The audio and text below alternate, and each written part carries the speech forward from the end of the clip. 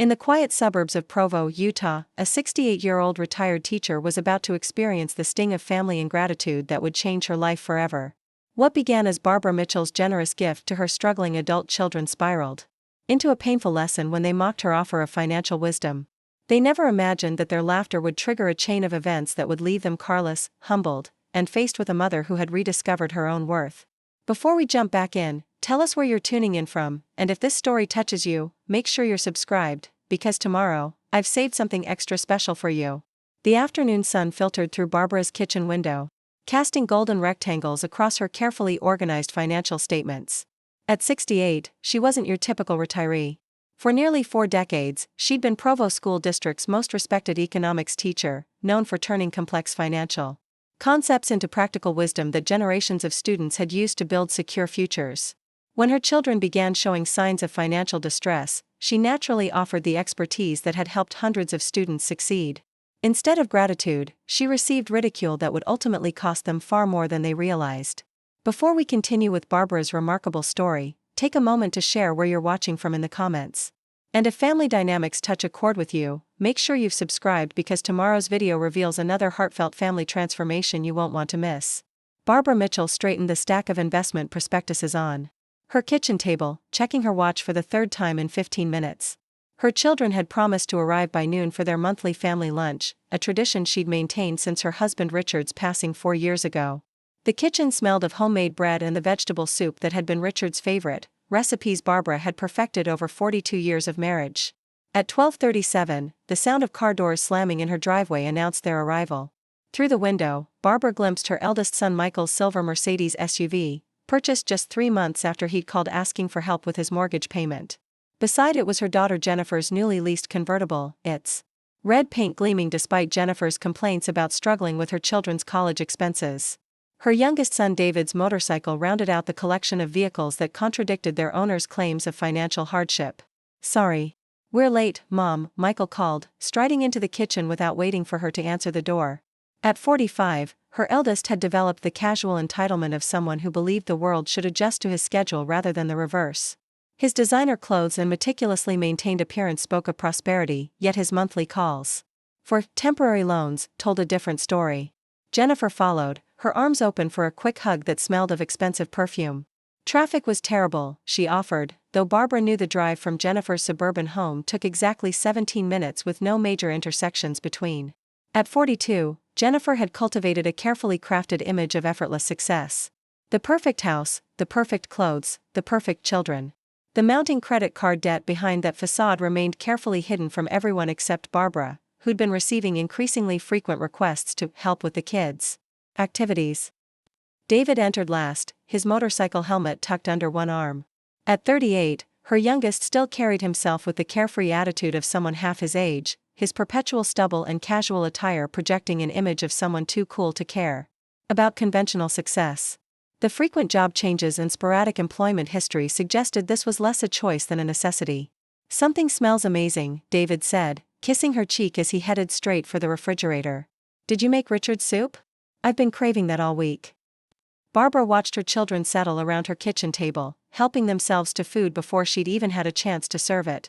The familiar choreography of their visits unfolded, Michael checking his phone between bites, Jennifer rearranging her bowl and silverware for the perfect angle before taking a photo for her social media accounts, David eating with the focused efficiency of someone who wasn't sure when his next proper meal might come. "I wanted to talk to you all about something important," Barbara said once they'd settled into eating. "I've been concerned about some patterns I'm noticing in your financial situations." 3 pairs of eyes lifted briefly from their bowls, then quickly returned to the soup. "Mom, please," Jennifer sighed. "Not the budgeting lecture again. We're adults. Adults who've collectively borrowed over $30,000 from me in the past year," Barbara replied evenly. "Adults who seem to be making purchases that contradict the financial emergencies you describe when calling for help." Michael set down his spoon with deliberate calm. "We're going through temporary setbacks. The real estate market is volatile right now. And private school tuition is insane," Jennifer added. "You wouldn't want your grandchildren to miss opportunities. Jobs in graphic design are contract-based," David shrugged. "It's feast or famine." Barbara nodded, having heard these explanations in various forms for years. "I understand all of that. Which is why I've made a decision that I think will help everyone." She reached beside her chair and lifted a leather portfolio embossed with the logo of her financial advisor. I've restructured some of my investments to purchase a reliable, practical vehicle for each of you. Nothing flashy, but dependable Toyota Corollas that will reduce your monthly expenses and help you build stronger financial footing. The silence that followed wasn't the grateful one she'd anticipated. Michael's eyebrows rose nearly to his hairline. Jennifer's mouth formed a small, perfect O of surprise. David was the first to laugh. Preparing and narrating this story took us a lot of time, so if you are enjoying it, subscribe to our channel, it means a lot to us. Now back to the story. A Corolla? Mom, I ride a Ducati. I can't show up to client meetings in a Corolla. My clients would think I'm having financial problems if I suddenly downgrade from the Mercedes, Michael added, his tone suggesting he was explaining something obvious to someone very dense.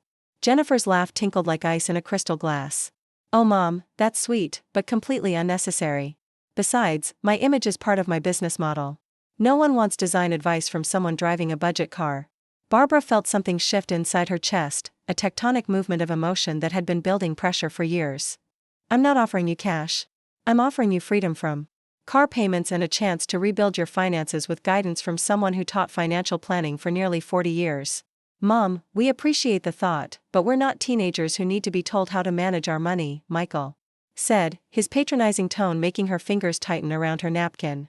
Yeah, economics for high schoolers is a little different than the real world, David added with a dismissive wave. No offense. What my brothers are trying to say, Jennifer interjected with practiced diplomacy, is that we have our own financial systems that work for our lifestyles. But if you really want to help, the private school is asking for the next semester's tuition by Friday, and I'm a little short this month. Barbara looked at her 3 children, these adults she'd raised, educated, and launched into the world with every advantage she and Richard could provide. Something crystallized in that moment, a clarity that had been obscured by maternal instinct and habitual giving. No, she said simply. No to the cars, or no to the tuition help? Jennifer asked, confusion creasing her carefully maintained forehead. No to all of it.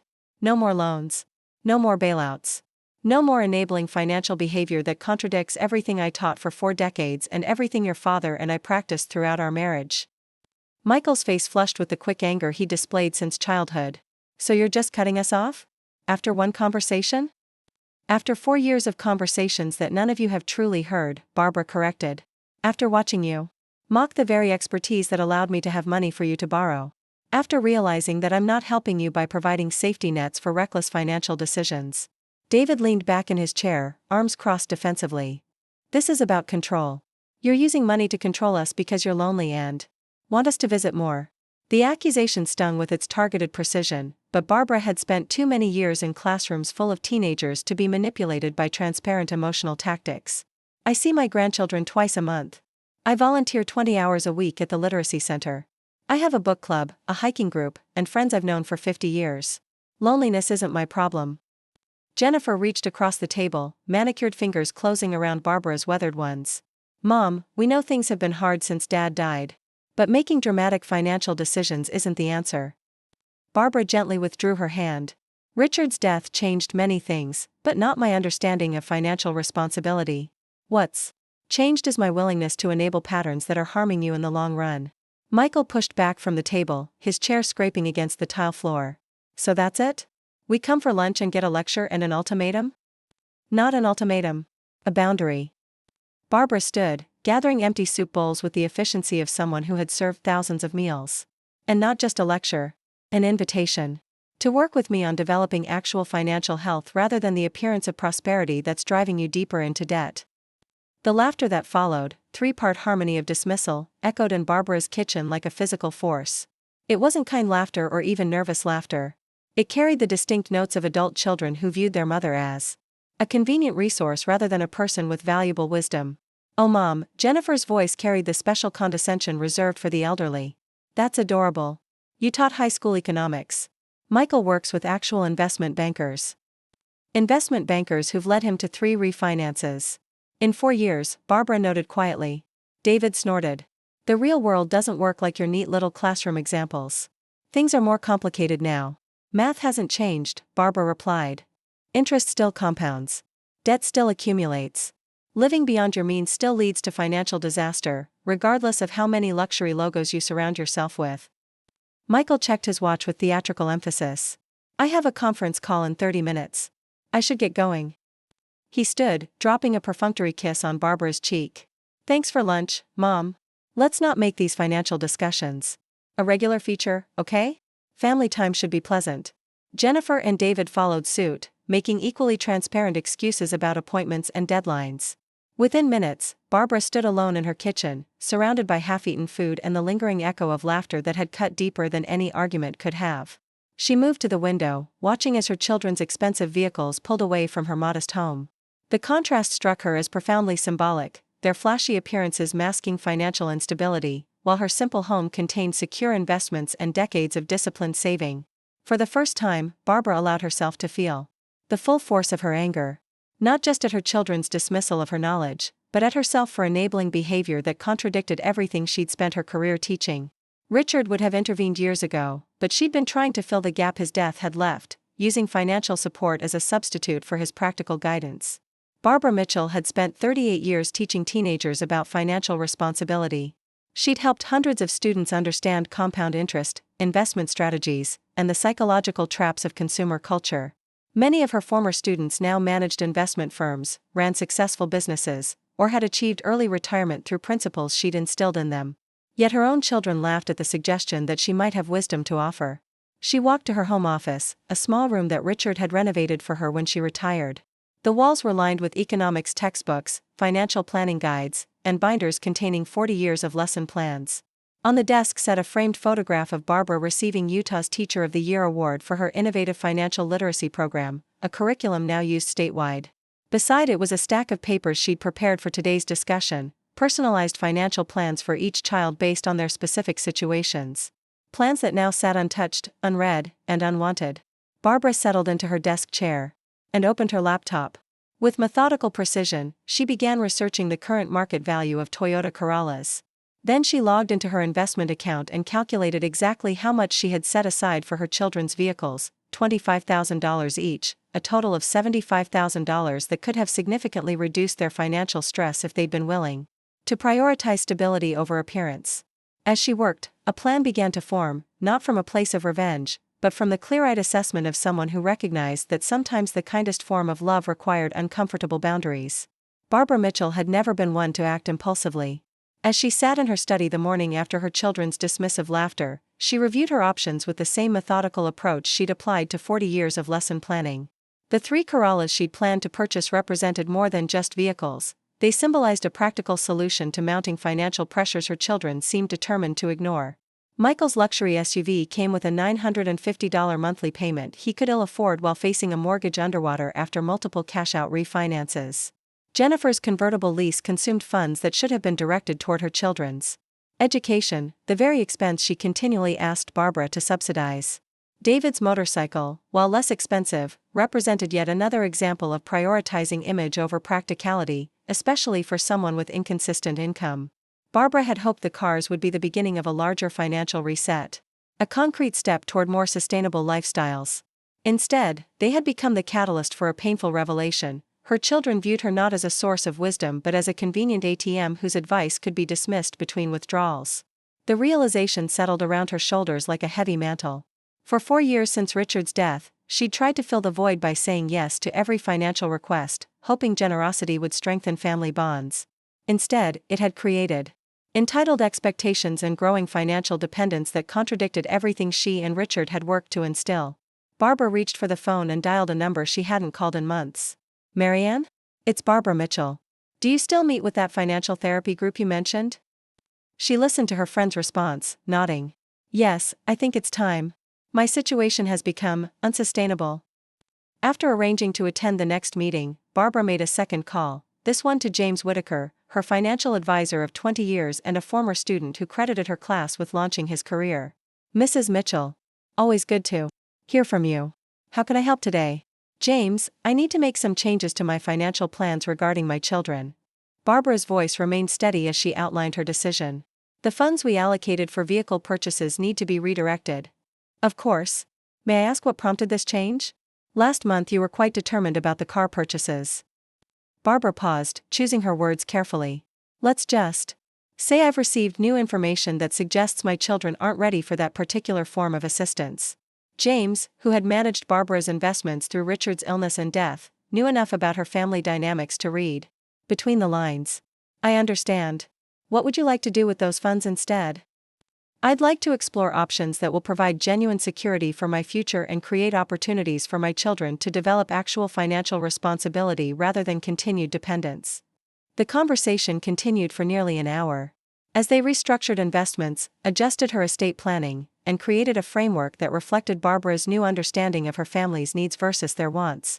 By the time she hung up, Barbara had made several key decisions. First, the $75,000 originally allocated for vehicles would be reinvested in a separate account focused on long-term growth. Second, she would formalize all past loans to her children, with proper documentation, including realistic repayment schedules, not to demand immediate repayment, but to transform fuzzy family obligations into clear financial agreements. Third, she would redirect a portion of her estate planning away from direct inheritances and toward educational trusts for her grandchildren, ensuring that her legacy would fund opportunity rather than consumption. Finally, and perhaps most importantly, she would attend Marianne's financial therapy group to strengthen her resolve and develop strategies for changing long-established family patterns. As Barbara closed her financial folders, she felt neither triumph nor vindication, only the quiet certainty that comes from aligning actions with values. Her children had laughed at her offer of financial guidance. They had dismissed 4 decades of expertise with casual contempt. But they had inadvertently given her something precious in return: clarity about what genuine support actually looked like. The weeks that followed brought a predictable pattern of calls as her children's various financial emergencies arose with their usual clockwork precision. Mom, the transmission in the Mercedes is making weird noises. The dealer says it might be $4,500 to fix. I was hoping you could help just this once. The private school is adding a technology fee this semester. It's completely unexpected and I'm already stretched thin with the regular tuition. I've got this amazing opportunity to join a graphic design collective, but there's a membership fee. It would totally pay for itself within a few months. To each request, Barbara gave the same gentle but firm response: I'm not providing cash loans anymore, but I'd be happy to help you review your budget and financial priorities to find a solution. The reactions ranged from Michael's cold anger to Jennifer's tearful accusations of abandonment to David's sullen withdrawal. But Barbara held steady, offering genuine help while refusing to enable continued financial irresponsibility. When the calls became less frequent, she wasn't surprised. When family lunch invitations were declined with transparent excuses, she felt the sting but recognized it as part of the necessary process. Her children were experiencing the uncomfortable reality that their mother was a person with boundaries rather than an endless resource to be tapped. What did surprise her was how quickly her own sense of purpose and peace expanded to fill the space previously occupied by financial worry about her children. The financial therapy group introduced her to others facing similar struggles with adult children, providing both validation and practical strategies. Her volunteer hours at the Literacy Center became more fulfilling as she expanded her role to include basic financial literacy for adults working toward their GEDs. And most unexpectedly, she found herself reconnecting with former students who sought her out after learning she was volunteering again. Decades of teaching had created a network of adults who remembered her class as a turning point in their financial lives. One such encounter proved particularly meaningful. On a crisp fall morning 6 weeks after the fateful family lunch, Barbara was leaving the community center when someone called her name. Mrs. Mitchell? Is that really you? She turned to see a woman in her early 30s approaching with a wide smile. I'm Elena Reyes, well, Elena Vasquez, back when you taught me in 2010. I can't believe it's you. Barbara placed her immediately. Bright, determined, from a family that had struggled financially after her father's workplace injury. Elena. Of course I remember you. You did that brilliant presentation on predatory lending practices. Elena's face lit up at being remembered so specifically. That project changed everything for me. I'm a consumer protection attorney now, focusing on financial fraud targeting seniors and immigrants. They settled on a nearby bench, and Elena explained how Barbara's economics class had shaped her understanding of financial systems and inspired her career path. My parents nearly lost everything to a refinancing scam. Your class gave me the tools to help them restructure their debt and keep their home. I decided right then that I wanted to do that for others. As they talked, Barbara found herself sharing some of her current situation, not the specific details, but the general challenge of helping family members develop financial health. Elena nodded with immediate understanding. It's so much harder with family. The emotional dynamics complicate everything. Exactly. When it was students, I could be objective. With my own children. Barbara trailed off, not wanting to say more. It's like trying to be both the parent and the financial advisor, roles that sometimes conflict, Elena finished for her. We actually see this all the time in my practice. Parents trying to protect adult children from financial consequences often end up enabling patterns that create bigger problems down the road. The insight from this former student, now a successful professional, struck Barbara with particular force. She'd been teaching others this principle for decades while struggling to apply it in her own family. As they parted, Elena handed Barbara her business card. My firm is always looking for educators to consult on our community workshops. Your teaching methods were so effective, we could really use that perspective.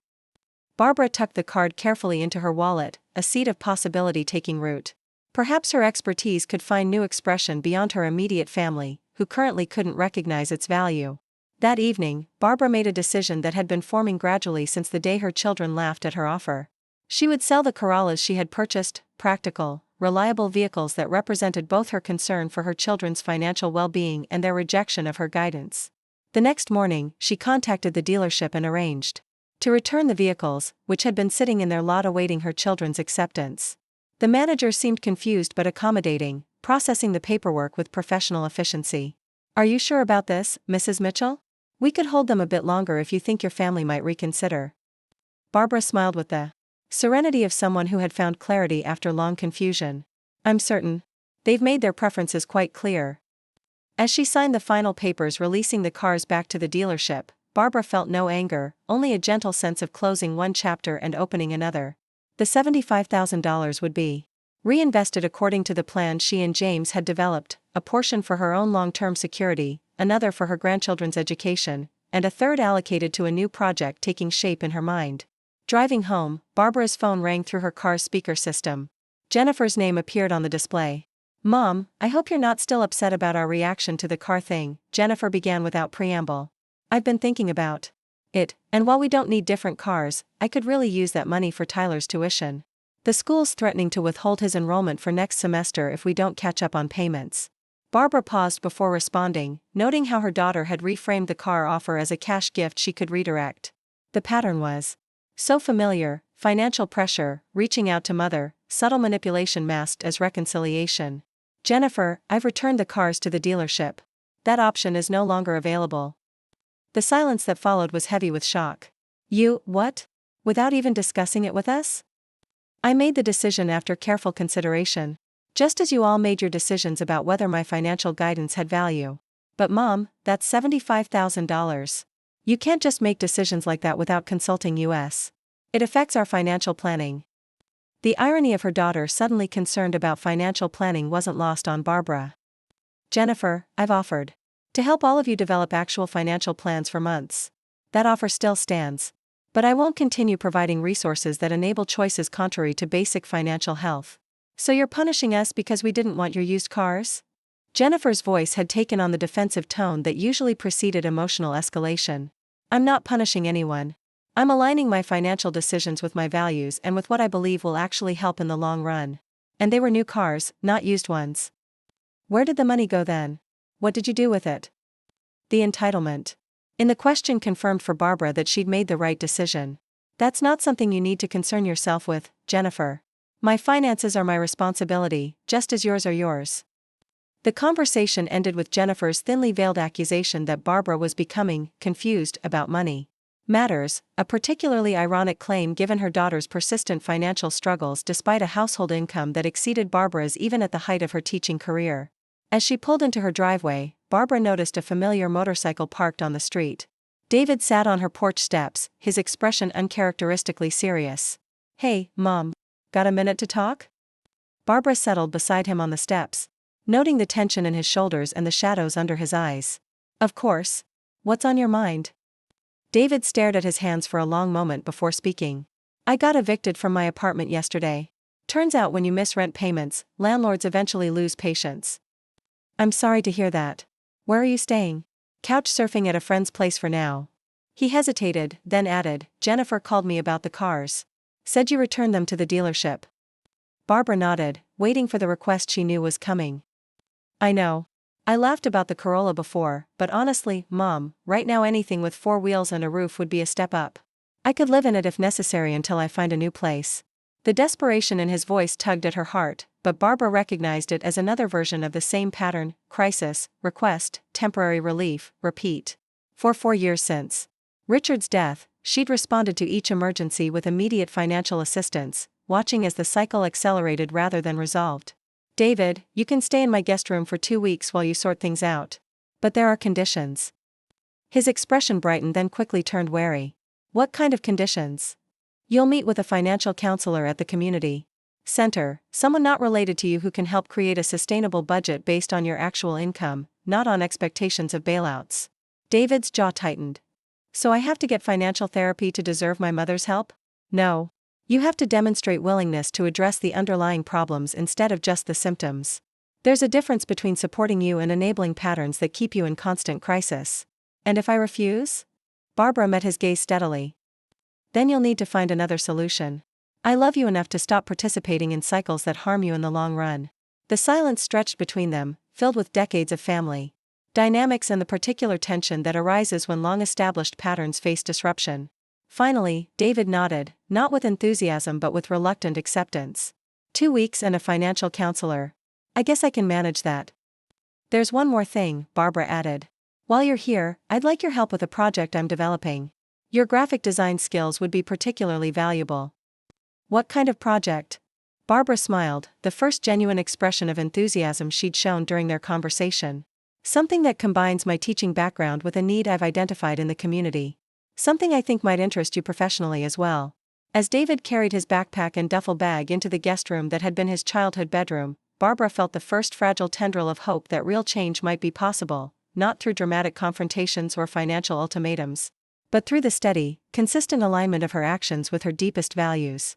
The cars that had sparked such conflict were gone, transformed into investments with greater potential than transportation. The laughter that had cut so deeply had revealed truths she needed to recognize. And the path forward, while still uncertain, now followed the financial wisdom she'd spent a lifetime developing rather than the emotional patterns that had undermined it. Barbara Mitchell had offered help and been laughed at for her efforts.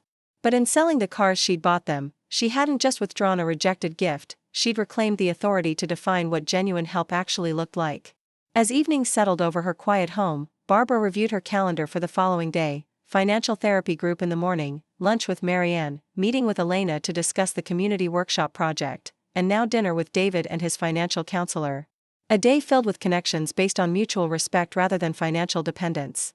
The cars were gone, but something more valuable was taking shape in their absence: the possibility of relationships built on authenticity rather than transaction. And the quiet confidence of a woman who had rediscovered her own worth beyond what she could provide to others. Barbara Mitchell's relationship with money began in the modest 3-bedroom home where she grew up in Ogden, Utah. Her father, a meticulous bookkeeper for the local steel mill, taught her to record every penny of her allowance in a leather-bound ledger before she was tall enough to reach the kitchen counter without standing on a chair. Her mother, who managed the household budget through economic booms and devastating layoffs, showed her how creativity and careful planning could stretch resources beyond what seemed mathematically possible. Money isn't just numbers, her father would say, peering over wire-rimmed glasses as they balanced her little ledger together. Money is crystallized time. When you spend it, you're spending pieces of your life. It was this foundational understanding, that finances represented more than just transactions but were expressions of deeper values, that had drawn Barbara to economics education. For 38 years, she'd transformed complex financial principles into practical wisdom that teenagers could apply to their emerging adult lives. Her classroom had been a laboratory where abstract concepts became tangible tools for building secure futures. Thousands of students had passed through room 237 at Provo High School, many returning years later to thank her for lessons that had saved them from crippling debt or empowered them to build businesses and investment portfolios they'd once thought impossible. Former students like James Whitaker, now managing millions in assets, and Elena Reyes, protecting vulnerable consumers from financial predators, represented the living legacy of her teaching philosophy. Yet her own children had somehow missed the most fundamental lessons. As Barbara prepared breakfast the morning after David had moved into the guest room, she reflected on where she had failed as a financial mentor to her own family. Perhaps she and Richard had made financial security look too effortless, sheltering their children from the disciplined decisions that created it. Or maybe her teacher's instinct to provide safety nets for learning had translated into parental bailouts that prevented natural consequences from taking hold. David shuffled into the kitchen, his hair still rumpled from sleep, looking younger than his 38 years. For a moment, Barbara saw the little boy who had once constructed elaborate cardboard cities on the same kitchen floor, his creative spirit evident even then. "Coffee," he mumbled, heading for the cupboard where mugs had been stored since his childhood. "Already made. There's a smoothie in the refrigerator too, protein and berries." He raised an eyebrow at this deviation from her usual bacon and eggs but accepted the glass without comment. "Thanks for letting me stay, Mom. I know you're not exactly thrilled with my financial choices." Barbara measured her response carefully. "I'm not thrilled with the outcomes of those choices. There's a difference." David sipped his smoothie, avoiding her gaze. "My appointment with the financial counselor is at 10. Can I borrow your car? Or should I take the bus? The bus stop is 3 blocks south. It runs every 20 minutes. Barbara kept her tone matter-of-fact rather than punitive. "I've found public transportation quite efficient since your father died. It's one of many adjustments I've made to ensure my resources align with my long-term needs." The message was subtle but clear. Barbara's financial stability hadn't happened by accident but through consistent choices that sometimes prioritized necessity over convenience. David's expression shifted from sleepy resignation to something more alert. "You take the bus? But you've always had a car." "I had 2 cars for decades because your father and I needed separate transportation for our careers. After he died, maintaining 2 vehicles made no financial sense. I sold his SUV and kept my sedan for longer trips and grocery runs." This simple example of practical adjustment seemed to register with David in a way their previous financial discussions hadn't. The abstract concept of living within one's means became concrete when embodied by his 70-year-old mother writing, "Public transportation to reduce unnecessary expenses." "I never knew that," he said quietly. "There's quite a bit about my financial life you don't know, David. I've made dozens of similar adjustments, not because I couldn't afford to maintain previous spending patterns, but because doing so would contradict everything I understand about sound financial management." The silence that followed held more thoughtful consideration than their previous conversations about money. David finished his smoothie and rinsed the glass, a small gesture of responsibility that Barbara noted with cautious optimism. "I should get going if I'm taking the bus. Don't want to be late." After he left, Barbara opened her laptop and continued work on the project she'd mentioned to David the previous evening. For weeks, she'd been developing a financial literacy curriculum specifically designed for adults in financial crisis, people facing eviction, bankruptcy, or predatory debt situations. Unlike her high school courses that focused on preparing young people for future financial decisions, this program addressed the immediate needs of those already experiencing the consequences of financial distress. Elena had expressed interest in having her law firm sponsor community workshops using Barbara's curriculum, possibly with David's help developing accessible graphics and visual aids. The irony wasn't lost on Barbara that her son might help create materials that could have prevented his own financial crisis if he'd applied the principles she'd taught throughout his childhood. As she worked, her phone buzzed with a text from Michael. "Need to discuss important family matter. Dinner tonight at Giovanni's? My treat." Barbara smiled at the transparent attempt to frame this as Michael's generosity rather than a strategic choice of public venue where she'd be less likely to create conflict. Her eldest had always been skilled at controlling environments to his advantage, a quality that had served him well in sales but proved problematic in personal relationships. "I have plans this evening with David and his financial counselor. You're welcome to join us here at 6:30. The 3 dots indicating Michael's typing appeared and disappeared several times before his response arrived. "David is staying with you? Since when?" "Since yesterday. He's having housing difficulties." Another long pause before, "Of course he gets a bailout while the rest of us are left hanging. Classic favoritism." The accusation stung precisely because it inverted the reality so completely. Michael had received substantially more financial support than either of his siblings over the years, his mortgage saved twice by Barbara's interventions, his children's private school tuition supplemented regularly, his business ventures funded through what he called family investments, but had functionally been gifts. David is receiving temporary housing with conditions that include financial counseling and practical steps toward independence. The same offer is available to you if needed. No response followed, which Barbara interpreted as Michael processing that her support now came with expectations of accountability, a fundamental shift in their relationship dynamic. By early afternoon, Barbara had completed an initial draft of her curriculum and headed to the community center for her financial therapy group. The weekly meeting had quickly become a cornerstone of her new approach to family financial boundaries. providing both emotional support and practical strategies from others facing similar challenges. The group met in a sunny room with comfortable chairs arranged in a circle. Today there were 7 participants plus the facilitator, Dr. Larson, a family therapist specializing in financial conflicts. Barbara had been surprised to discover the field of financial therapy existed, a specialized approach addressing the complex intersection of money management and family dynamics. Barbara, would you like to share any developments since last week? Dr. Larson asked after the initial check-in round had completed. She described David's temporary residence and the conditions she'd established, then Michael's text exchange that morning. I'm trying to maintain boundaries without punitiveness, but it's challenging when decades of patterns are so deeply established. A silver-haired woman named Eleanor nodded emphatically. My daughter accused me of changing the rules after 30 years of bailouts. And she's right, I am changing the rules. But the old rules were destroying both our relationship and her financial future. That's exactly it, Barbara agreed. They perceived boundary setting as punishment because the previous lack of boundaries felt like love to them. Dr. Larson leaned forward. That's a profound insight, Barbara. In many families, financial entanglement becomes mistaken for emotional connection. Untangling the money often feels like untangling the relationship itself. The conversation continued with each member sharing strategies for maintaining healthy boundaries while preserving loving connections. Barbara listened intently, recognizing both her challenges and progress reflected in others' experiences. When the session ended, she felt fortified for the evening ahead, a dinner that would test her newfound boundaries in practical ways.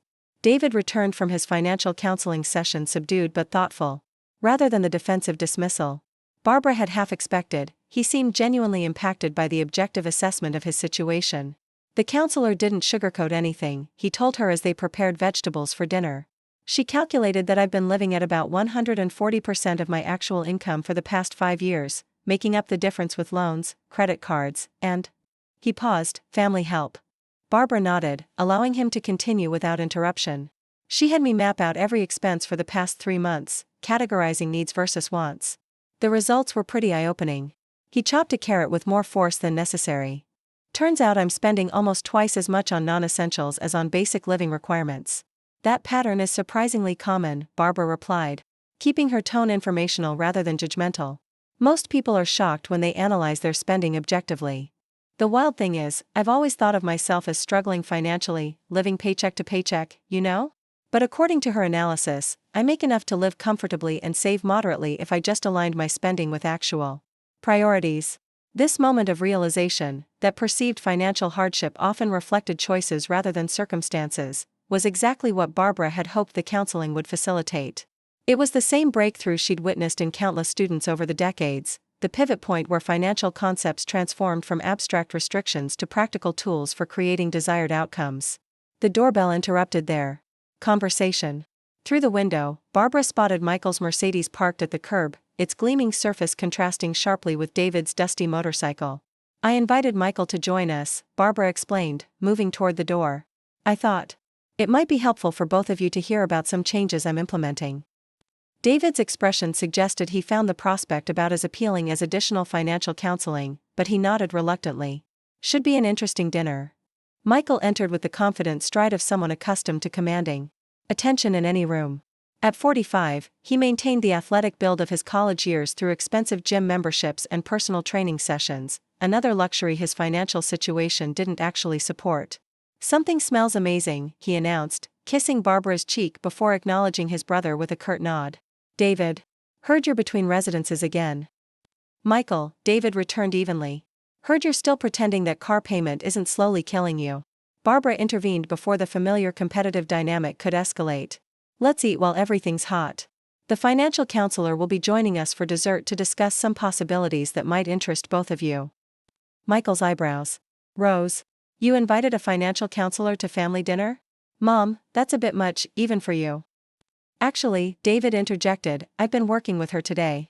She's pretty insightful. The surprise on Michael's face at his brother's apparent endorsement of financial guidance momentarily disrupted his defensive posture. Barbara served the vegetable stir-fry she'd prepared, nutritious, delicious, and notably economical, a practical demonstration of the principles she espoused.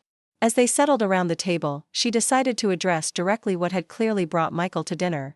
I understand you have questions about my decision regarding the cars, Michael. I'm happy to explain my reasoning. Michael sat down. His fork, his expression shifting to the carefully controlled reasonableness he employed in difficult sales negotiations. It's not just about the cars, Mom. It's about making major financial decisions that affect the family without proper consultation. Dad would have never done that. The invocation of Richard's approach was a calculated move that Barbara had anticipated. You're right that your father and I made financial decisions together throughout our marriage. That was appropriate for our partnership. She paused, making sure her next words were measured rather than reactive. But Richard has been gone for 4 years, and I am now solely responsible for managing my financial future. Just as you are responsible for yours. But family resources should involve family discussion, Michael pressed. These arbitrary decisions about who gets help and who doesn't feel punitive. Barbara allowed the accusation to sit for a moment before responding. Michael, in the past 4 years, I've provided you with $63,700 in what we called loans, but what have functionally become gifts. I've contributed $42,300 to Jennifer's children's education expenses, and I've covered approximately $27,800 of David's housing and transportation costs during periods of unemployment. The precise figure silenced both men, though for different reasons.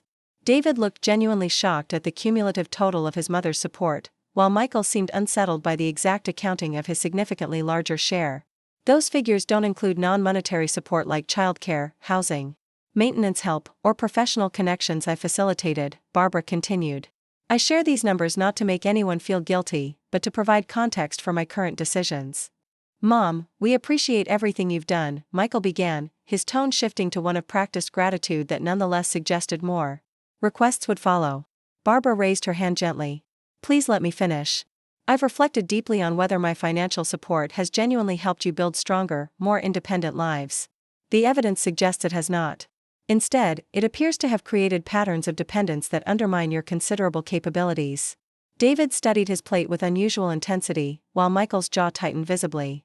The cars represented my last attempt at providing direct financial support in a form that might actually improve your situations by reducing monthly expenses.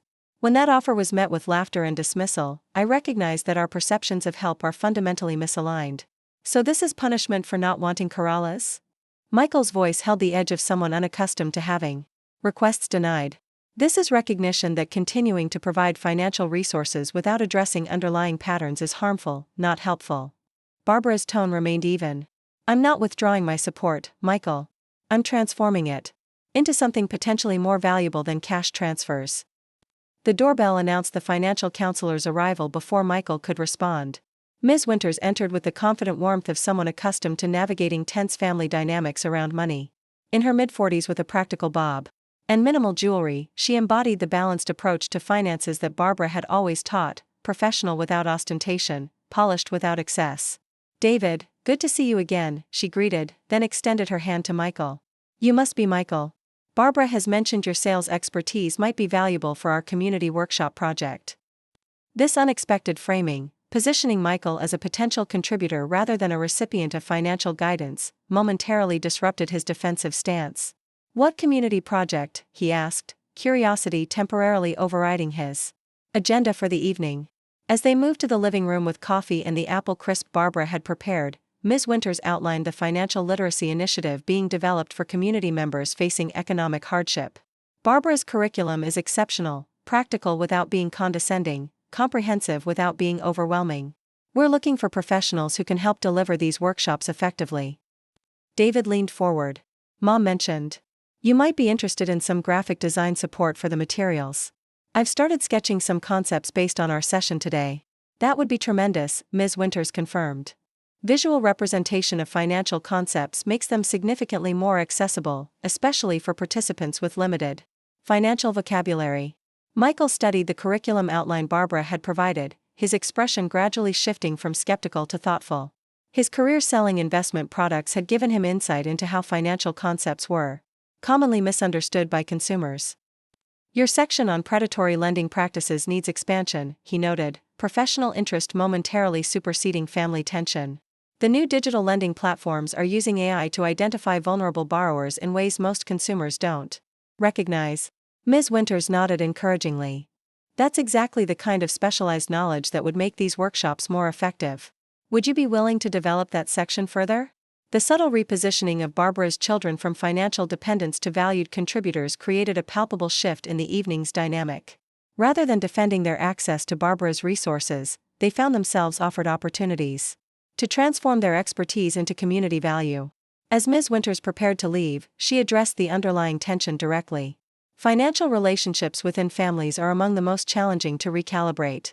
Everyone experiences the changes as disruptive, even when they're ultimately beneficial. She turned to Barbara with genuine respect.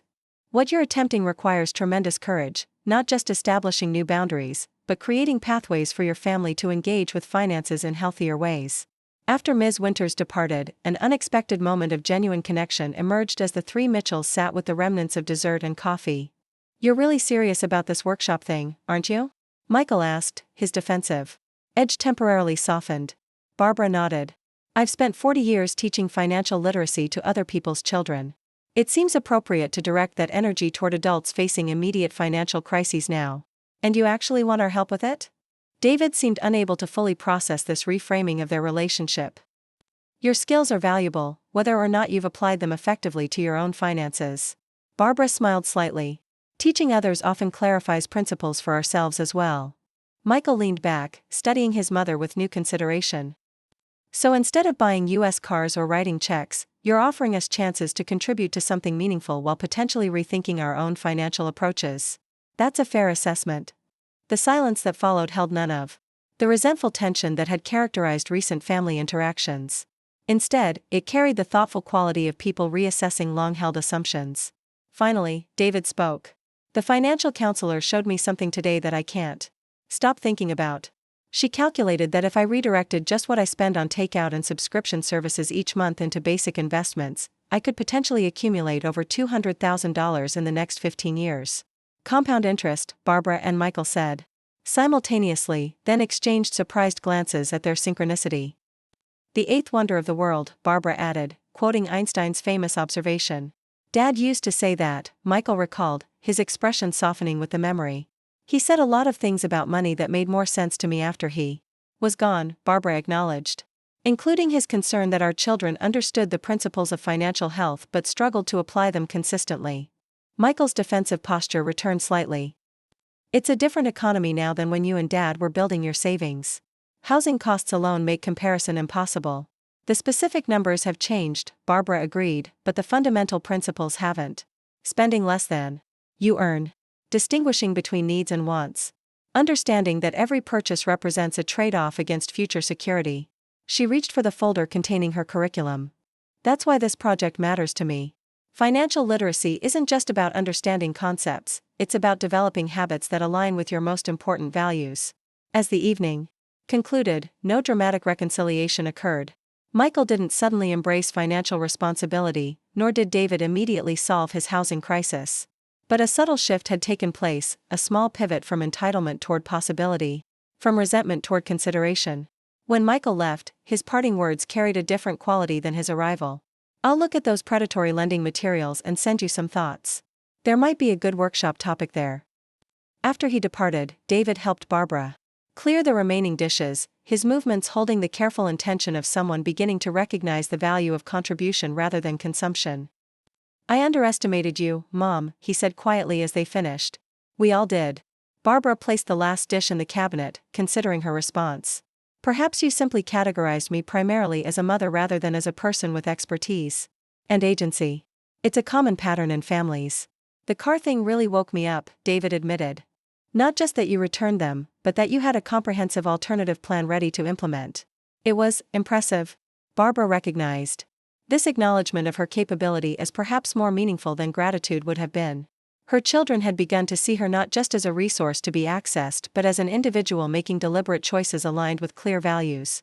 As she prepared for bed that night, Barbara reflected on the distance already traveled and the journey still ahead.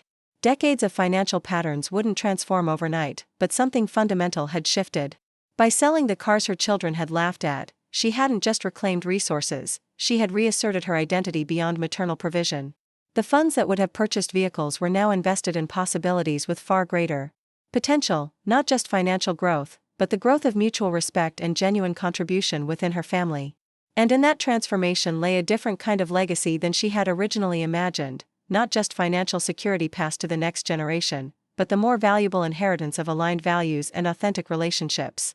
The morning light filtered through Barbara's kitchen window, catching the silver in her hair as she reviewed the workshop materials spread across the table. 3 weeks had passed since the pivotal dinner with Michael and David, 3 weeks of subtle shifts and small revelations that were gradually reshaping her family's dynamics. David had extended his 2-week stay by another 10 days, his daily financial counseling sessions evolving from reluctant obligation to genuine engagement. Each evening, he shared new insights with a growing enthusiasm Barbara hadn't witnessed since his college years when he discovered graphic design. Did you know that most people spend nearly 30% of their income on housing costs they can't actually afford? He'd announced 2 nights ago, eyes wide with the revelation. The counselor showed me how to calculate what I realistically should spend based on my average income over the past 3 years, not on what I hope to make someday. Barbara had nodded, resisting the urge to mention she'd taught this exact principle in her high school economics classes for decades. Sometimes lessons needed to be discovered rather than delivered, especially for adult children who had developed immunity to parental wisdom. The workshop materials benefited tremendously from David's design expertise. What had been straightforward but rather clinical financial literacy handouts were transforming into visually engaging materials that communicated complex concepts through accessible graphics. His contribution had not only improved the project but had given him a renewed sense of professional purpose after months of sporadic freelance work. More surprisingly, Michael had become increasingly involved, his initial skepticism gradually giving way to genuine interest.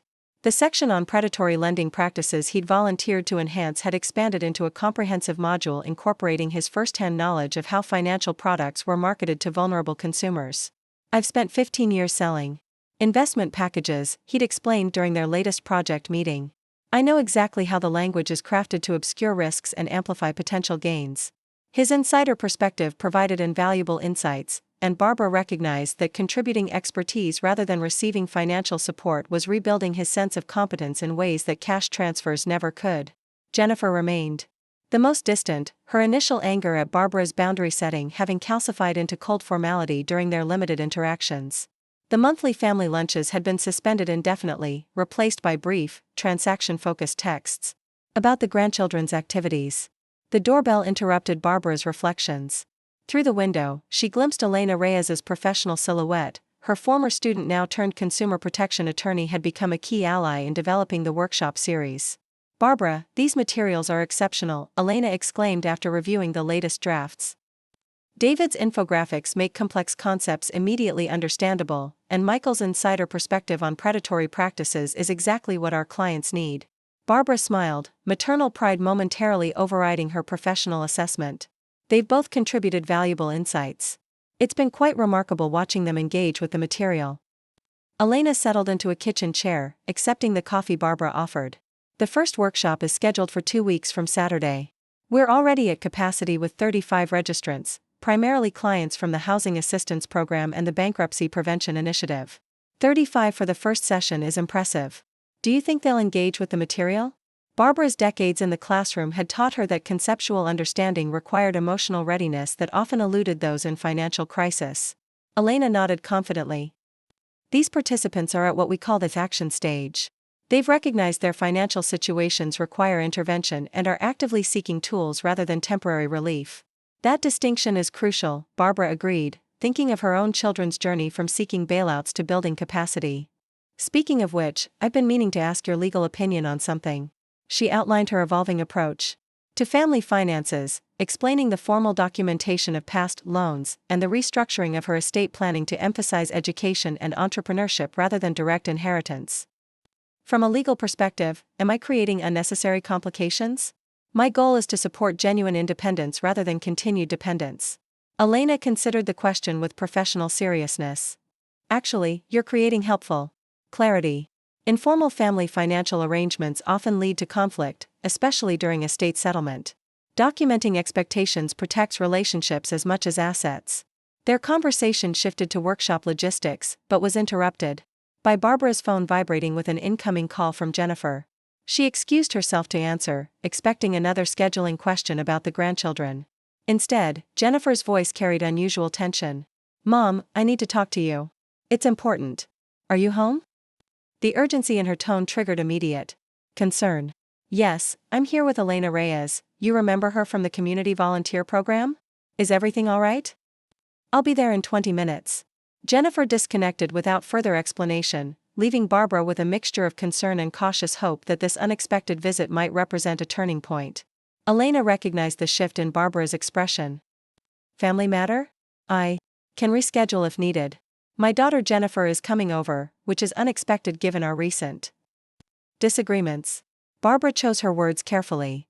But your perspective might actually be valuable if you're willing to stay. She's been the most resistant to my financial boundary setting.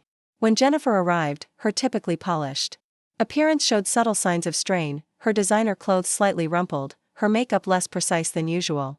Most telling was the absence of her characteristic confident entrance. Instead, she hesitated at the threshold, as if uncertain of her welcome. Jennifer, you remember Elena Reyes? She's helping with the financial literacy workshops I mentioned. Jennifer nodded politely, but her attention remained focused on Barbara. I need to speak with you about something personal. Financial. She glanced meaningfully at Elena. Elena is a consumer protection attorney, Barbara explained. If this concerns financial matters, her expertise might be helpful. After a moment's hesitation, Jennifer sank into a kitchen chair. Tom moved out last week.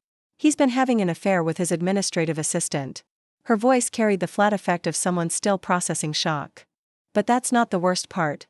Barbara reached for her daughter's hand, parental instinct overriding recent tensions. I'm so sorry, Jennifer.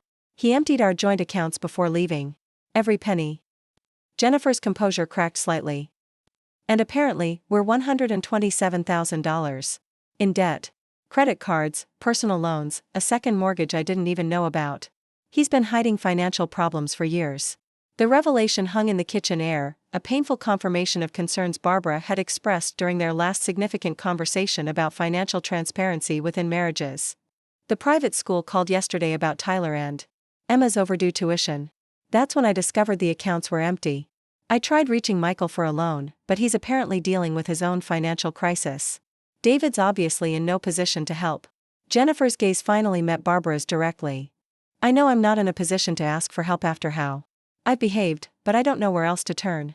Barbara felt the familiar maternal instinct to immediately provide financial rescue, the same pattern that had created dependence rather than resilience over the past decades.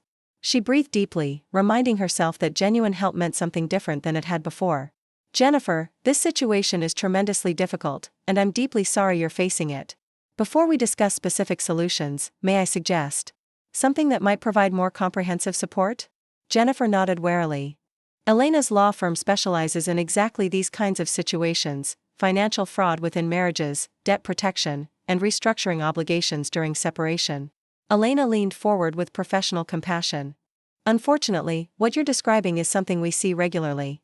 Spouses hiding debt and emptying joint accounts before separation is legally actionable, and there are immediate steps we can take to protect your remaining assets and credit standing.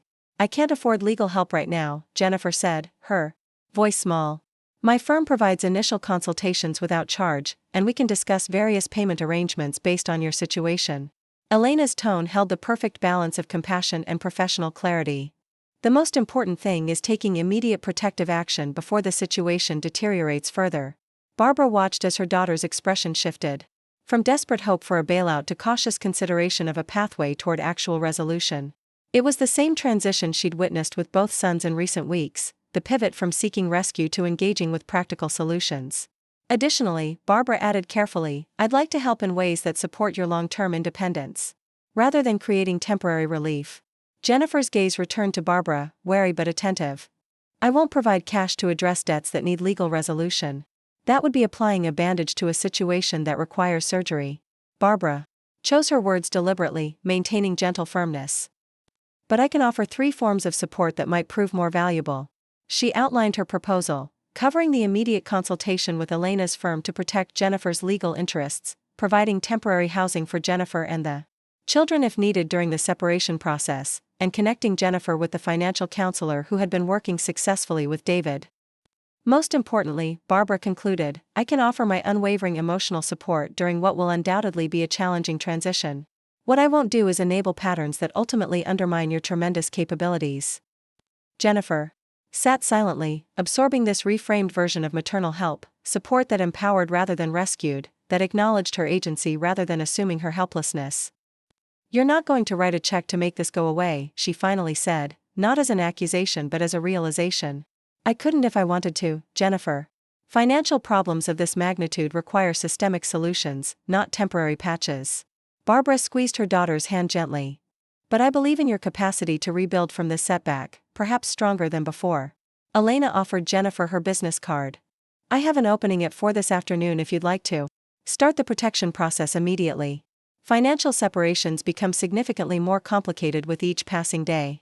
As Jennifer left with Elena to schedule the consultation, Barbara felt a complex mixture of emotions: sorrow for her daughter's pain, concern about the challenges ahead, but also cautious hope that this crisis might ultimately create opportunity for growth that prosperity had never stimulated. She returned to the workshop materials, finding renewed purpose in creating resources that might help others avoid or navigate similar situations.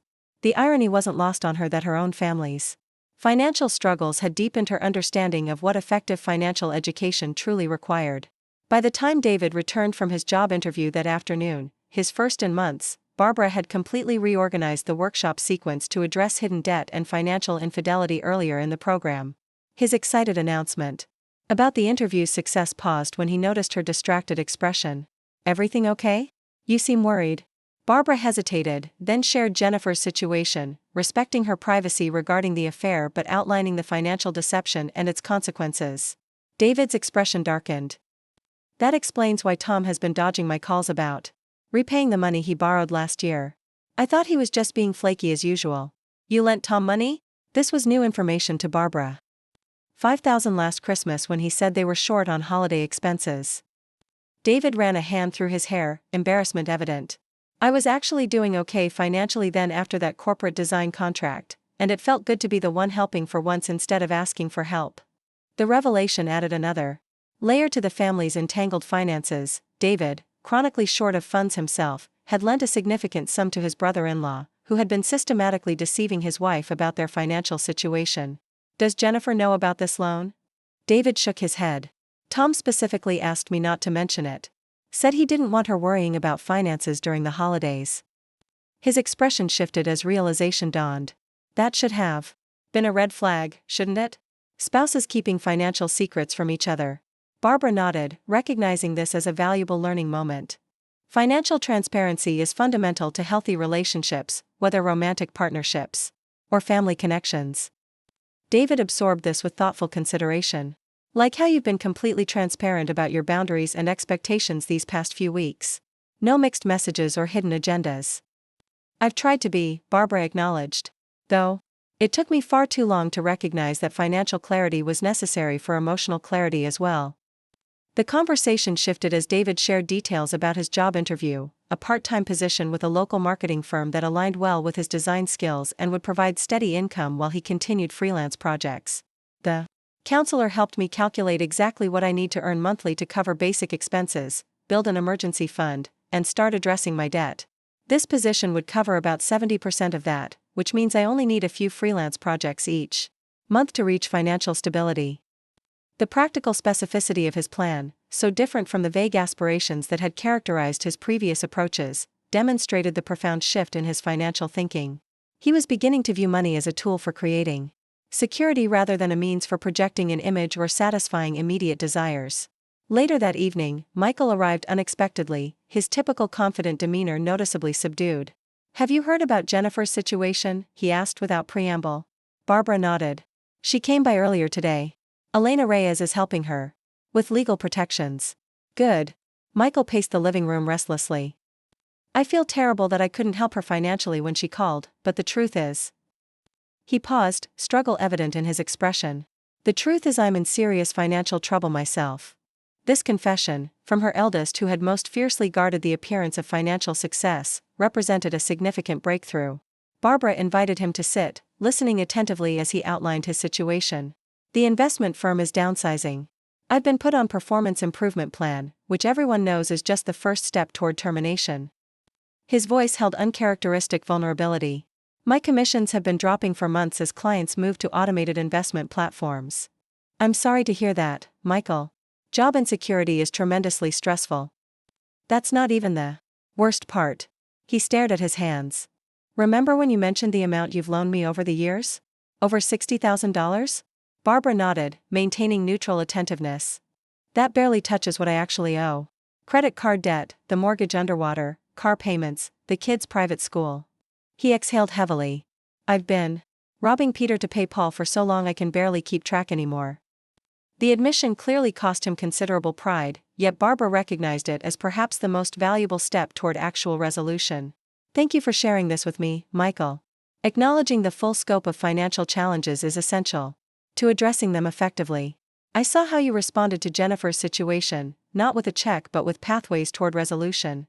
Michael's gaze finally met hers directly. I'd like that kind of help, if it's still available. This request, so different from the entitled expectations of recent years, represented exactly the shift Barbara had hoped her boundary setting might eventually produce. Of course it is. Let's start by connecting you with the financial counselor who's been working with David. She specializes in debt restructuring and career transitions. As they discussed next steps, Barbara noticed subtle changes in Michael's language, a shift from externalized blame toward personal responsibility, from vague financial terminology toward specific numbers and timeframes. The veneer of sophisticated financial acumen had been replaced by authentic engagement with his actual circumstances. When he prepared to leave, Michael paused at the door. I've been thinking about something you said when we laughed about the carless. About how you weren't just offering cars but trying to provide a practical step toward financial health. Barbara waited, allowing him to find his words. I didn't understand then what you were really offering. I thought you were trying to diminish our independence or make some statement about our choices. He shook his head slightly. I completely missed that you were trying to give us something more valuable than just the monetary equivalent. What do you think I was offering? Barbara asked, curious about his perspective. A chance to stop drowning in obligations that keep us treading water instead of moving forward. His expression held new clarity. The cars weren't about transportation. They were about freeing up resources currently going toward image maintenance instead of actual security.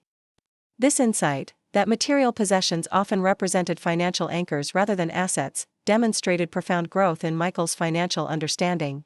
The son who had most aggressively pursued the trappings of wealth was beginning to distinguish between prosperity and its appearance. As Barbara prepared for bed that night, she reflected on the unexpected developments across her family.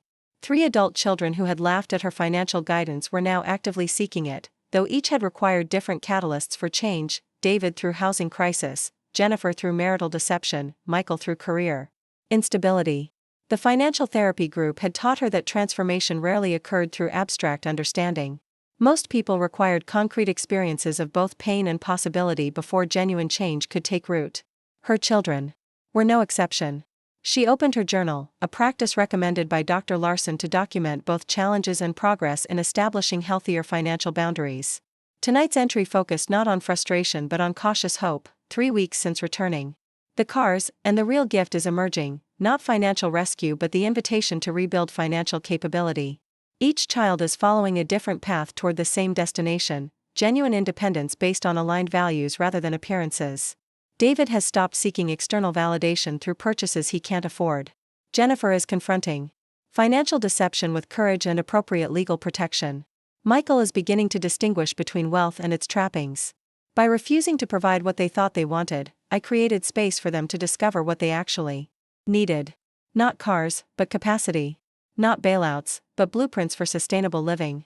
The laughter that once cut so deeply has been replaced by something far more valuable, authentic engagement with financial reality and the first tentative steps toward genuine prosperity. Barbara closed her journal, a sense of peaceful purpose, replacing the doubt that had plagued her early boundary-setting efforts. The path ahead would undoubtedly include setbacks and struggles, but fundamental shifts had begun. By selling the cars they'd laughed at, she hadn't just reclaimed financial resources, she had reasserted the value of wisdom over immediate gratification, of substance over appearance, of genuine support over temporary relief. And in that process, she had rediscovered her own worth beyond what she could provide materially. The true inheritance she hoped to leave her children wasn't measured in bank balances or material possessions, but in the capacity to build lives of sustainable prosperity aligned with authentic values. That legacy was now taking root in ways that financial transfers never could have nurtured. 6 months after selling the cars that her children had laughed at, Barbara Mitchell stood at the podium in the community center's main hall, surveying the crowd of nearly 200 people gathered for the financial literacy program's graduation ceremony. What had begun as a small workshop series had expanded into a comprehensive 12-week curriculum now being adopted by community centers across 3 counties. The success had exceeded even her most optimistic projections. Financial empowerment isn't just about understanding numbers, Barbara began, her teacher's voice carrying clearly through the room. It's about recognizing that every financial decision is ultimately a life decision, a choice about what we truly value and how we wish to live. From her position at the front of the room, she could see her family seated together in the 3rd row, a sight that would have seemed impossible half a year earlier. David sat with quiet confidence, his portfolio of freelance design work expanding steadily as his financial stability grew. Jennifer had brought both her children, Tyler and Emma, who had transitioned from private school to the highly ranked public STEM academy where they were thriving. Michael sat beside them, his designer suits replaced by business casual attire that represented one of many practical adjustments to his new financial reality. When we began this journey together 12 weeks ago, many of you were in crisis, facing eviction, drowning in debt, or dealing with financial deception from those you trusted. Barbara's gaze moved across the graduates, acknowledging their challenges without defining them by their struggles. Today, you're not just financially different. You're fundamentally transformed in how you view and interact with money. The transformation she described wasn't hyperbole. The program had evolved to address the emotional and psychological aspects of financial behavior alongside practical skills development. Participants hadn't just learned budgeting techniques and debt reduction strategies, they'd excavated the underlying beliefs and patterns that had created their financial circumstances. Each of you has a story about money that began long before you had any conscious understanding of finances, Barbara continued. Stories inherited from family patterns, cultural messages, and personal experiences that shaped your relationship with resources. This program wasn't about erasing those stories, but about consciously choosing which chapters to carry forward and which to leave behind.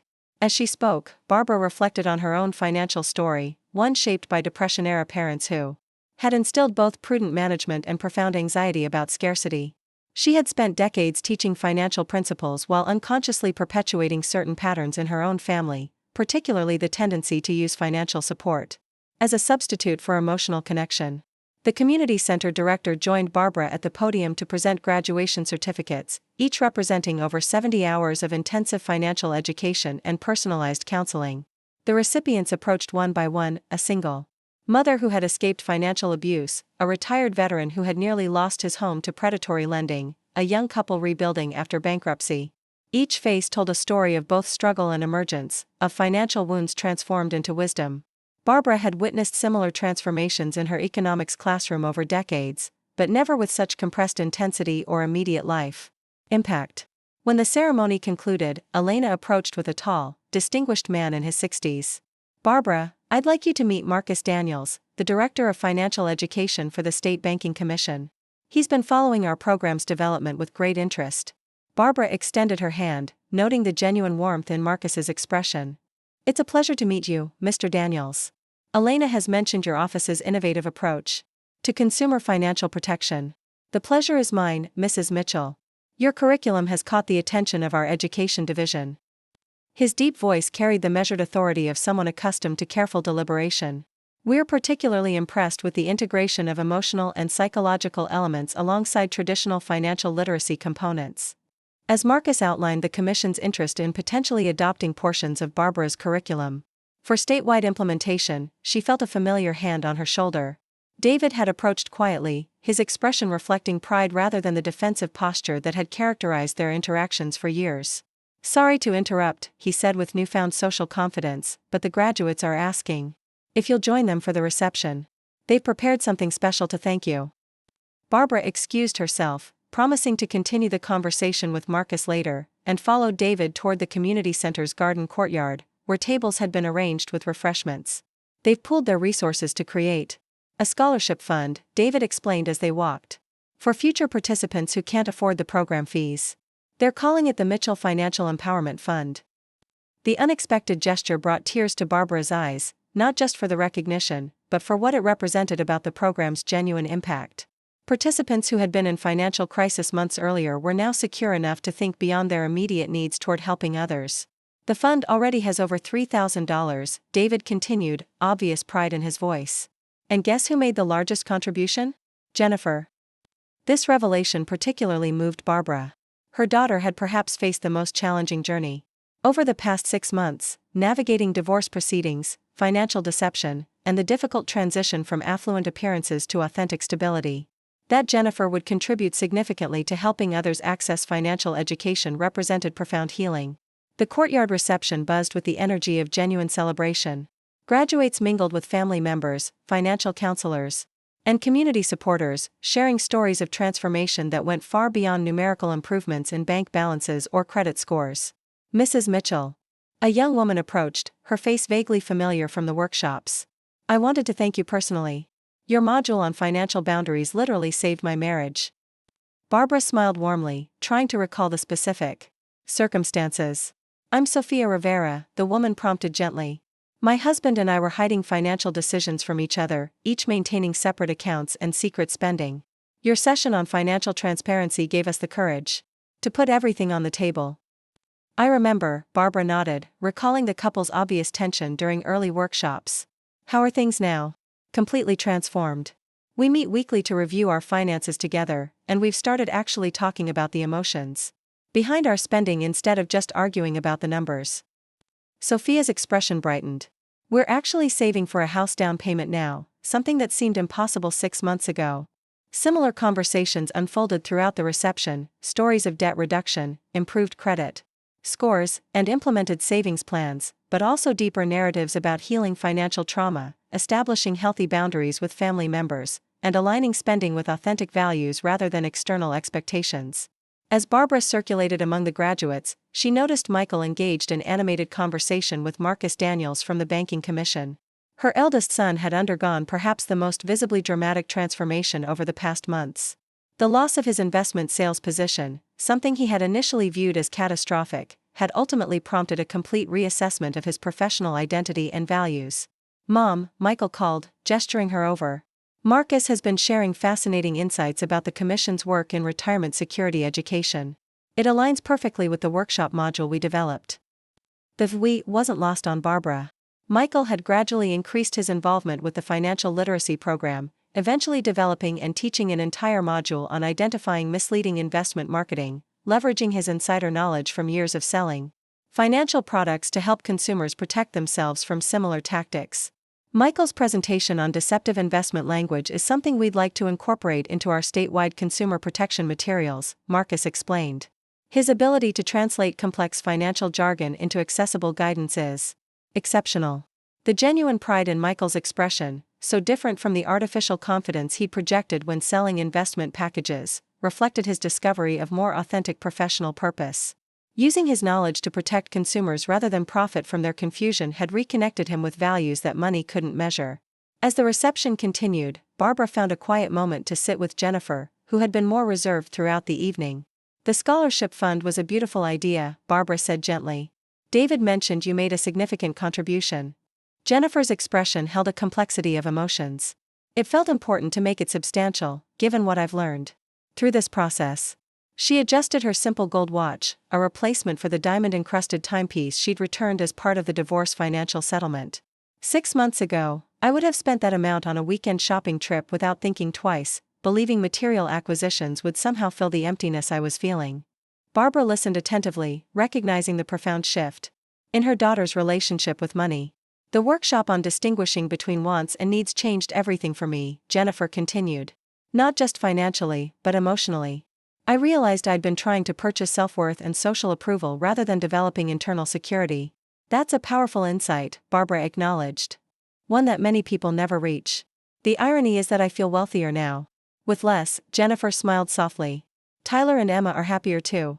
The constant pressure to maintain appearances was affecting them more than I realized. Barbara had noticed the change in her grandchildren, their relaxed demeanor and renewed enthusiasm for learning since transferring to the public STEM academy. The private school's social pressures and material competition had been creating anxiety that their mother's focus on appearance had prevented her from recognizing. They're flourishing, Barbara agreed. Your courage in making these transitions has given them something far more valuable than luxury items or exclusive affiliations. I learned that from you. Jennifer's eyes held new appreciation. When you refused to write checks to solve our problems, you were offering something more valuable than money. I couldn't see it then, but I understand now. This acknowledgement, that boundaries could represent love rather than abandonment, reflected the core transformation Barbara had hoped to facilitate within her family. By refusing to enable financial dependency, she had created space for authentic capability to develop.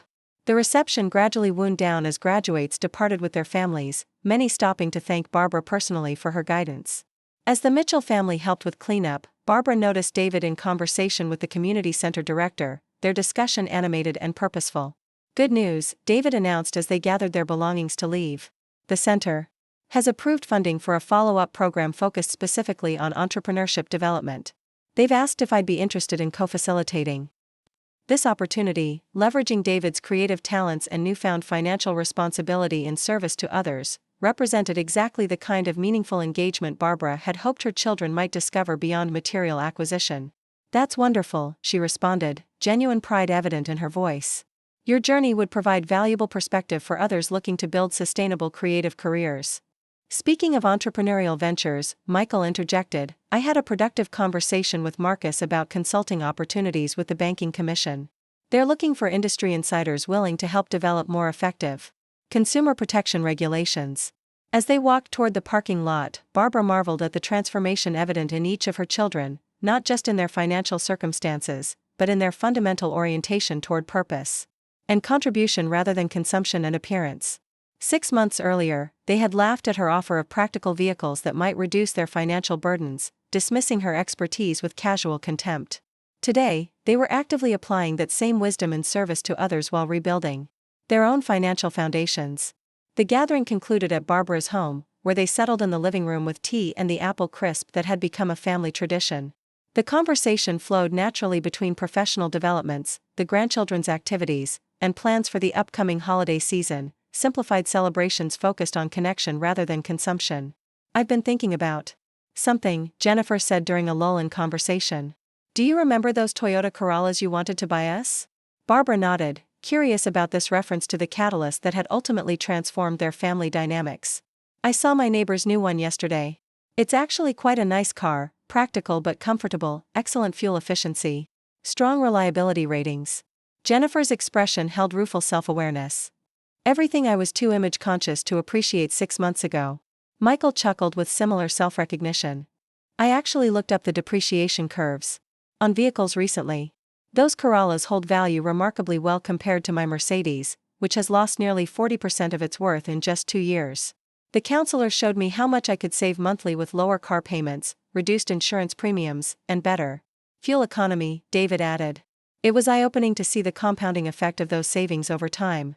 Barbara listened to this conversation with quiet amazement. Her children were voluntarily discussing practical financial considerations. Depreciation rates, operating costs, long-term value, with genuine interest rather than defensive dismissal. "I've been saving for a down payment on a used Corolla," Jennifer admitted. "The budget worksheets from the program helped me identify unnecessary expenses I could redirect. I should have enough by spring."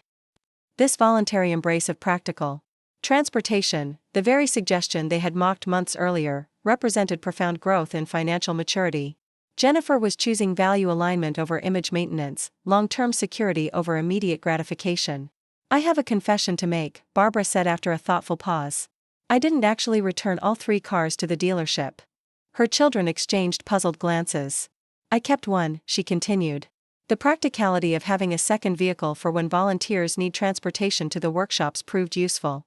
It's in the garage." David's expression shifted to understanding. "The white Corolla I've seen you using for program errands? I assumed you'd purchased it recently." Barbara nodded. "It was originally intended for Jennifer, actually. White with the higher trim package you had mentioned liking." The room fell silent as the implication settled. One of the rejected vehicles had been quietly repurposed for community service rather than returned with the others. "Would you consider selling it to me?" Jennifer asked after a moment. "At fair market value, of course. It would accelerate my timeline for replacing the convertible, which is becoming increasingly impractical with winter approaching."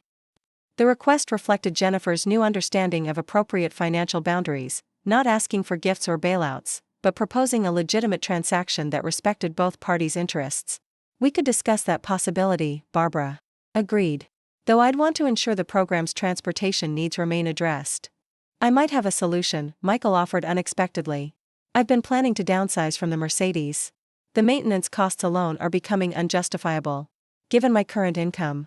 If you sold Jennifer the Corolla, I could donate my SUV to the program for a tax deduction. It would actually be more suitable for transporting multiple volunteers. This suggestion, rational, practical, and community-minded, demonstrated how profoundly Michael's relationship with material possessions had evolved. The luxury vehicle that had once symbolized his success was now recognized as a financial burden he was willing to relinquish for both personal benefit and community contribution. As the evening concluded and her children prepared to leave, Barbara experienced a moment of profound gratitude for the journey they had traveled together. The painful boundary setting that had begun with returned cars and financial ultimatums had blossomed into genuine transformation, not just in bank accounts and spending habits, but in fundamental values and life orientation. "Before you go," Barbara said, "I want to share something important with you." Her children paused, giving her their full attention, a quality of presence that itself represented significant growth from the dismissive distraction that had characterized family gatherings 6 months earlier. "I've been working with my financial advisor to restructure my estate planning in ways that I believe better reflect what matters most." Barbara had considered this conversation carefully, wanting to ensure transparency without creating either entitlement or anxiety. "Rather than simply dividing assets equally upon my death, I've established structures that support what each of you values most deeply." She outlined the new arrangements: education trusts for the grandchildren, a fund for David's entrepreneurial ventures requiring matching investments from his own earnings, seed capital for Jennifer's emerging interest in financial coaching for women in transition, and matching funds for Michael's consumer protection initiatives. "None of these are outright gifts," Barbara explained. "Each requires your active participation and demonstrated commitment. They're designed to support your growth and contribution rather than simply providing material comfort." In previous years, such conditions would have triggered defensive reactions and accusations of manipulation. Tonight, they were received with thoughtful consideration and evident appreciation for the wisdom they represented. "That aligns perfectly with what I've been learning about meaningful wealth," Michael noted. "Assets that generate opportunity rather than just consumption. And it honors the different paths we're each pursuing while maintaining equal support," Jennifer added, recognizing the fairness within the individualized approach. As they gathered their belongings to depart, David paused beside Barbara's desk where a framed photograph had recently been added, the financial literacy program's first graduating class standing proudly with their certificates. "You know what I've been thinking about lately," he said quietly. "How that dinner 6 months ago when we laughed about the Corollas might have been the best thing that ever happened to this family." Barbara raised a questioning eyebrow. "If we'd accepted those cars with grudging gratitude, nothing fundamental would have changed. We'd have continued the same patterns with slightly lower car payments." His expression held the clarity of genuine insight. "By returning them, you created space for us to confront the reality of our financial choices rather than receiving another bailout."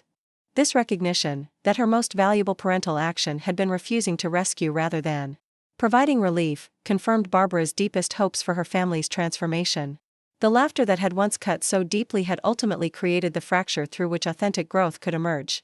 After her children departed, Barbara sat in her quiet living room, reflecting on the journey of the past 6 months.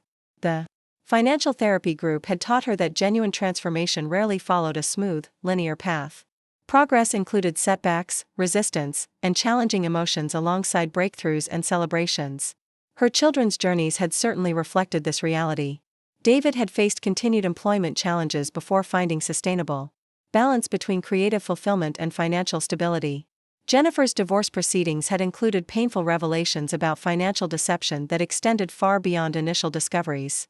Michael had struggled with identity recalibration after losing the career that had defined his self-perception for decades. Yet through these challenges, something remarkable had emerged, not just improved financial circumstances, but fundamentally altered relationships with both money and family. They had discovered that prosperity wasn't measured primarily in possessions or appearances, but in alignment between resources and authentic values. Barbara opened her journal to record reflections on this significant evening, adding to the chronicle of transformation she'd maintained throughout this journey. Tonight's entry focused not on problems solved but on wisdom gained, 6 months since the laughter that changed everything. "What began as painful rejection has blossomed into profound transformation. My children once measured wealth through external validation and material acquisition. Now they're discovering prosperity through purpose, contribution, and authentic relationships. By selling the cars they laughed at, I unintentionally created space for something far more valuable to emerge, the recognition that true abundance flows from alignment between resources and values rather than accumulation for its own sake. The greatest inheritance I could possibly leave isn't measured in bank balances or material possessions, but in the capacity to build lives of sustainable prosperity guided by genuine purpose. That legacy is taking root in ways that financial transfers could never have nurtured. What they once viewed as harsh boundaries, they now recognize as doorways to genuine capability. What I once feared might damage our relationship has ultimately transformed it into something more authentic and mutually respectful than I could have imagined. They no longer laugh at financial wisdom, they embody and share it. And in that transformation lies the true measure of wealth that cannot be spent, only multiplied through generations. Barbara closed her journal with peaceful finality. The journey wasn't complete. Financial healing, like all significant growth, continued throughout life's seasons. But the fundamental shift had occurred, the essential recognition that prosperity began with aligned values rather than accumulated possessions. By selling the cars her children had laughed at, Barbara hadn't just reclaimed financial resources, she had reasserted the primacy of wisdom over immediate gratification, substance over appearance, and genuine support over temporary relief. In doing so, she had rediscovered her own worth beyond what she could provide materially, and helped her children recognize theirs beyond what they could acquire. The rejected Carollas had ultimately delivered something far more valuable than transportation. They had created the opportunity for an entire family to discover that the journey toward authentic prosperity begins not with accumulation, but with alignment between resources and deepest values. And that journey, unlike material possessions, appreciates rather than depreciates with the passage of time. Up next, you've got 2 more standout stories right on your screen. If this one hit the mark, you won't want to pass these up. Just click and check them out. And don't forget to subscribe and turn on the notification bell, so you don't miss any upload from us.